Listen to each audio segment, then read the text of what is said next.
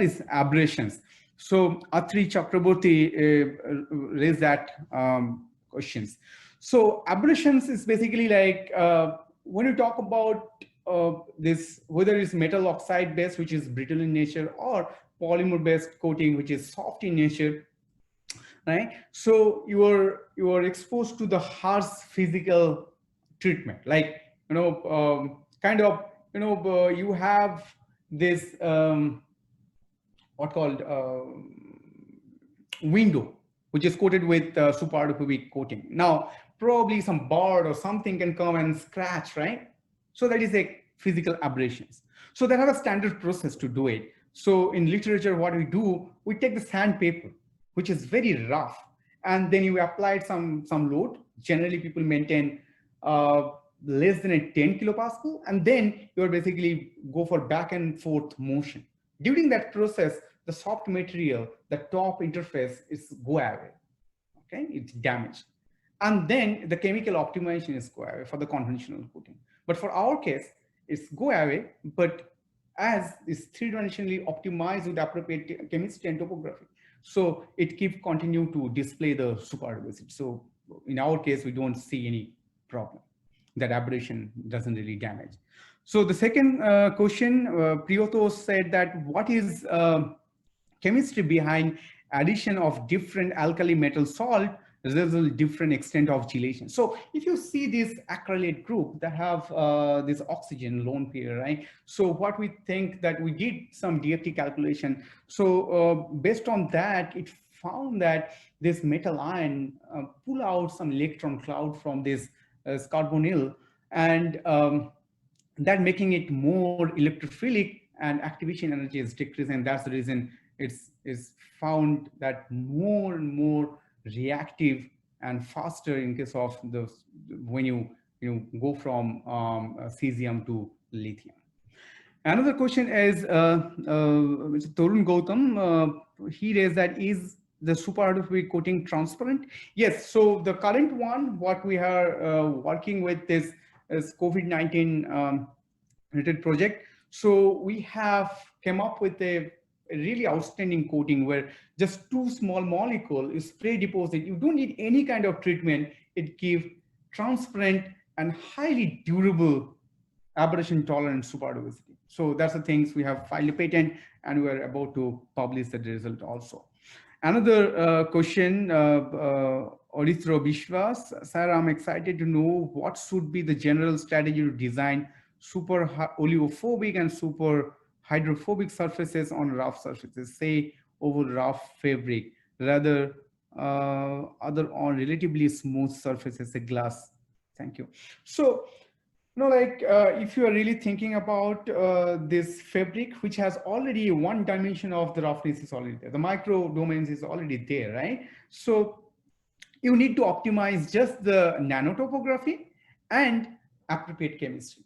So come up with some approach which can give you nanotopograph on those microfibers and to get this super oleophobicity. So if you just super oleophobicity in air, then you have to depend on fluorinated small molecules. And if you are thinking about super hydrophobicity, then you can also think of using long chain hydrocarbons. And then definitely this nano topography that you have to keep it in mind. So Saurabh said, nice talk, thank you. You have told about the painting to make hydrophobic surfaces. Can you tell which material you have used for it? So what we said that, it's not for painting. What we said that we can take the commercial paint and there we can incorporate our reaction mixture. So basically we can add some additive reactive molecules, and that can make a functional paint. So I think you took different way. If it is not clear, just get in touch with me. If you want to know something else, then I'll address that too. So Kulvinder Singh, he said, please give insight related to pH effect on super hydrophobicity. So it depends like what kind of pH effect you are talking about. So we have what I have shown you in the last few slides, There we wanted to have a dynamic wettability. Now for that, we keep amine groups alive there. Residual amines was there, and top of that some optimization which giving this hydrophobic tail, which is minimizing the contact between the beaded water and the oil. Now if you have these free amine groups, then if your aqueous phase has a low pH, then it will be protonated, and then once it protonated, then basically it depends like how much of primary amine groups you have. If you have the density is more, then it will basically kind of win situation for the hydrophilicity, and hydrophobic tail will be kind of collapse, and that in that case you see the weighting of liquid phase. Okay, but if you have the completely chemically inert interface, if you don't have any residual such kind of active groups, then irrespective of whether it is acidic or alkaline or neutral, it will continue to repel the aqueous phase. So I think Torun Gautam again, so something, can the coatings with practical application at least 1 year durability under normal order? Yes. So we have some of the coating which can sustain for more than 2 years now. So that durability we can assure. So it's a Kirti Alam. He said, like, does temperature have an influence on superadaptivity of this surface? Temperature, yes. So no, the major role is basically trapped air. Now, once you basically elevate the temperature, then the trapped air that have kind of convections, right? So if some other humid air is there, it can come, it can condense, and that way the surface can compromise the wettability. So it found that generally the common superadaptive surfaces, they are susceptible to damage or less likely survive above somewhere like 50 degrees centigrade temperature. But they have an approach where you can develop a coating which can also, irrespective of the elevated temperature, it can continue to display superadaptive. That's altogether a completely different discussion, so I need at least 10-15 minutes to explain you thoroughly if you want to know how to design superadaptive thing which survive at high temperature. Okay, now what about, so KKR Datta, he talked about what about synergistic combination of chemistry and topography and towards super hydrophobic behavior. So yes, so it's basically the last coating what I have not talked about, but we have developed that where we took the two reactant and a simple chemistry, it giving in a synergistic way, it giving appropriate chemistry as well as a topography. It's just basically synergy, and you are getting outstanding superadaptivity, highly durable superadaptivity. Now the question is like, I don't know, there have no name, is a B8939E9E. Okay, so but the question is, what type of surface is good for water harvesting application? Amazing. So I'd love to talk about this thing for another hour, but in short, in brief, majority of the literature talk about super hydrophobicity, but honestly speaking, super hydrophobic materials are not ideal for performance at high humid environment. At humid environment, what happened? Humid air go and penetrate, and in the groups that the micro nano features out of the groups, there it start condensing, and once it condenses, then it pin the droplet and it can't really perform. So shorter time frame superadaptive interfaces, pattern superadaptive interfaces is perfect, but if in long run it's a mess, you can't really use it. So the best approach is slippery coating, liquid infused porous surface. It doesn't really hamper by this because philosophy is different there, because the trapped phase is the liquid lubricant. So even though they have a condensation, they can immediately the kind of shade away from there. But the kind of shading of the droplet is a big issue, but we are trying to address that thing. So recently we communicated in paper with unprecedented performance. It's like 4,400 milligram per hour and per centimeter square. That's the performance we're getting. So generally, the performance for slippery interfaces remain less than 2000 milligram per hour per centimeter square. So we're getting almost double, like once you meaningfully introduce this chemical pattern and confining. So I think very soon you'll get that paper out, and then you can read those things. And if you're not still satisfied, come back. I'll discuss about that. Now, Udipto Saha, how can these strategies be used in modern diagnostic biosensing approaches? Altogether is a completely different topic. It's a very nice way, you can exploit the things that are altogether approach. If you want, I can share some of the papers, but I think if I go, I think Ajoy will ask me to stop, so I just want to attend a few other questions. So again, KKR, will it linearly scale the weighting nature?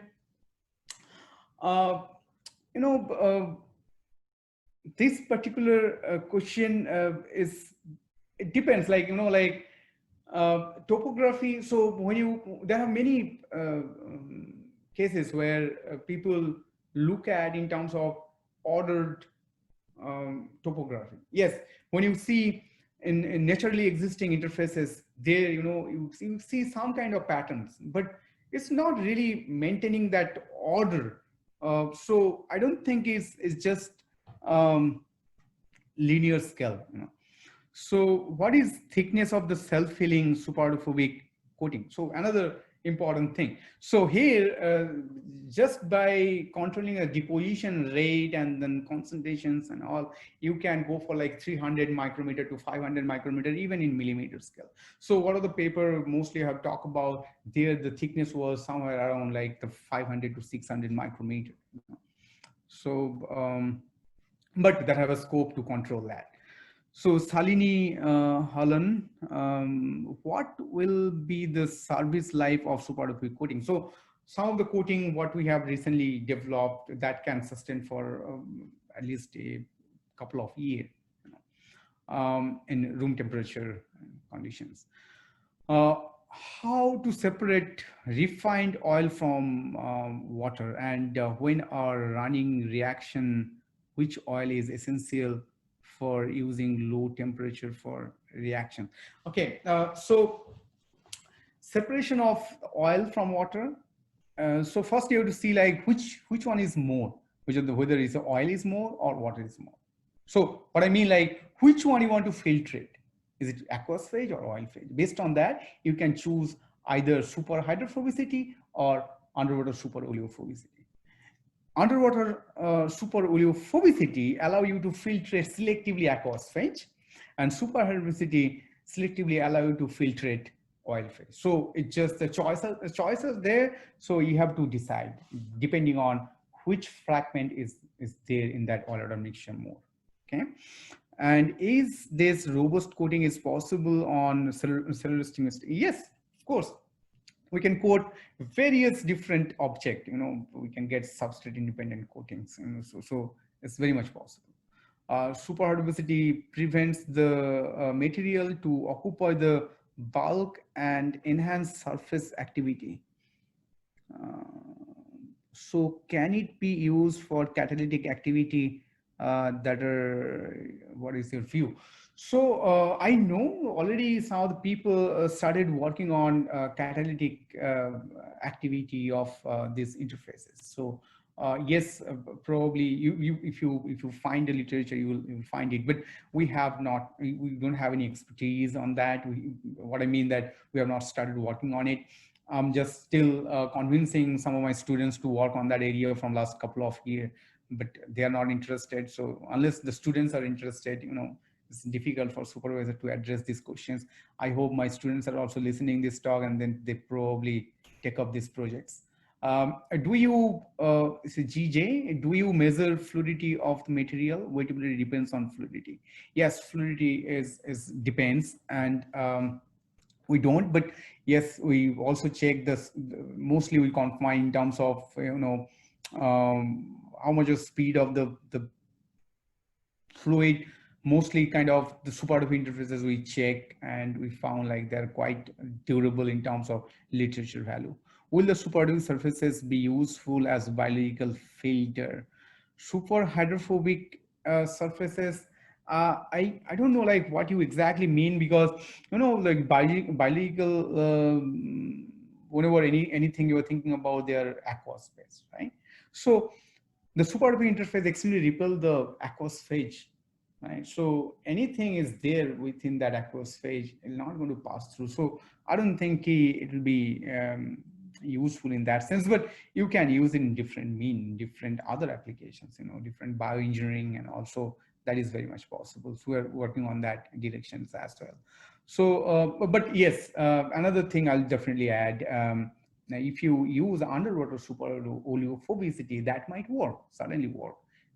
So that is another thing. So what we are doing, we try to check how this platelet adhere to this underwater super oleophobic surface or hydrophobic surfaces. We found that platelet can easily highly adhere, has a highly affinity towards these hydrophobic interfaces. But when you have this underwater super oleophobic coating, then it prevents this adhesion. So this is something is very preliminary observations, but a long way to go, and I think that can be useful for biological filters. Yes. Vichitra, this is a very interesting lecture. Thank you so much. Would you please tell me more about wettability transitions models, like from quasi-Wexler to Wengel state? Yes, so there, like the quasi-Wexler to Wengel, that transition take place through quasi-Wexler-Wengel transitional state. So what happening here, particularly this transition you see in case of super hydrophobic surfaces. There you have the metastable trapped air. Once I say metastable trapped air means, if you apply appropriate condition, then the trapped air can move away. Now, depending on that, how slow and how fast you're removing this trapped air, you're transferring from quasi-Wexler, where initially the trapped air is there, and to Wengel state, where you don't have any trapped air. So heterogeneous quasi-Wexler to homogeneous Wengel model. And in between, you have a transitional state and that removable state. Okay, so that's the way you get. But the chemistry, the appropriate modulation of the chemistry, that can really freeze those states, and you can control the wettability or amount of trapped air in the phase. Same porous features, but just the chemistry that will decide that how much of the trapped air, what's the durability of the trapped air, and how you're getting these transitional states. You can freeze them. Okay, so can the superphobic coating have super oleophobic property too? Yeah, so there are some ambiophobic coatings where basically those are mostly fluorine based. But it's not, so the criteria for superphobic coating and super oleophobic coatings are different. But if you make, again, it's not hard and first rule, there are exceptions. But many of the cases, if you synthesize or develop a super oleophobic coating in air, that will extremely repel aqueous phase also, but not the vice versa. Not that all the super oleophobic coating also repel the oil phase. Okay, so that's the thing. So, but in case of super oleophobic coating, you have to have fluorinated treatment, long gel fluorinated molecules treatment, and also you need very specific arrangements and all. I have a nice literature on that. It's not as straightforward as like super oleophobic coating. I have another question. A really nice talk. Thank you. What is service lifetime of? I think I have talked about that. This is almost a 2-year. How you were predicting it from aberration test. We know like what we're doing, right? So we know we have the porous material, we have the optimum optimization of chemistry, right? So then we know like they expected that it should have aberration tolerance. So that's the reason we're checking all of this accordingly. We're studying this stuff. Did you follow STMS standard and mechanical testing? Some of the coating, like we're also now moving towards this this particular standard, and we're trying it. Okay, Nice presentation, sir. Sir, is it possible to get high photovoltaic as well as antimicrobial activity on the membrane made with polymer used for oil water separation? It's very much possible. You just to select appropriate component. That's all. So it's very much possible. A nice talk. Thank you so much. So Vijit, what about the thermal stability of the super oleophilic surfaces?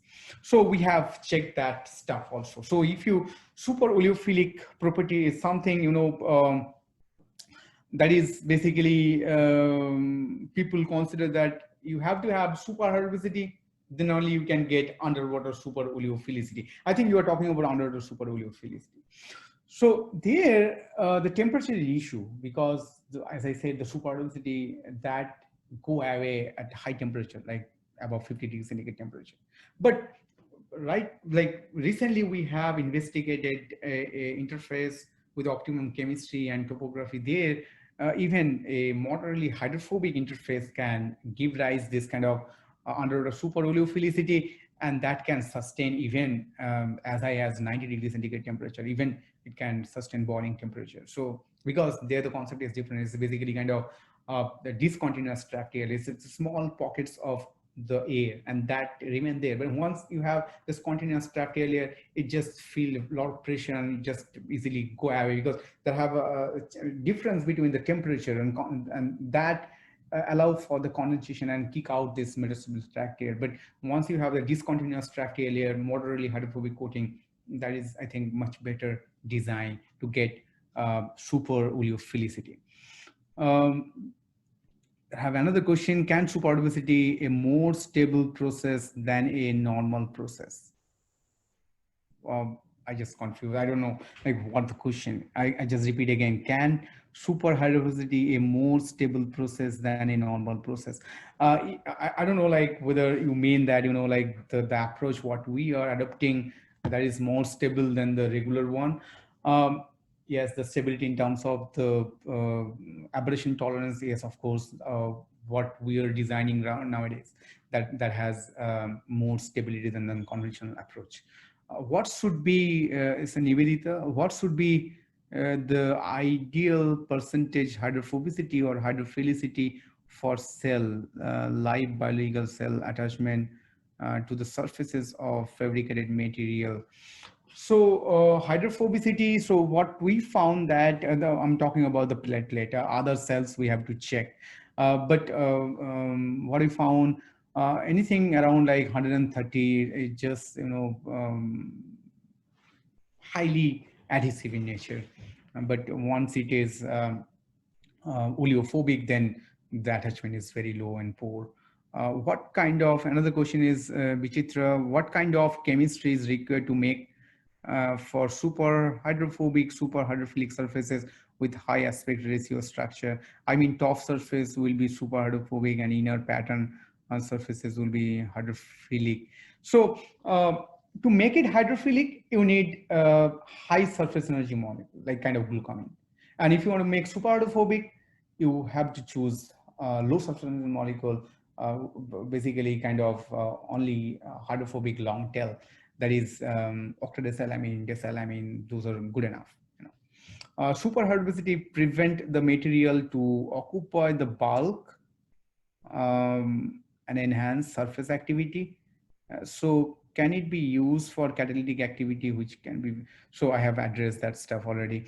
What is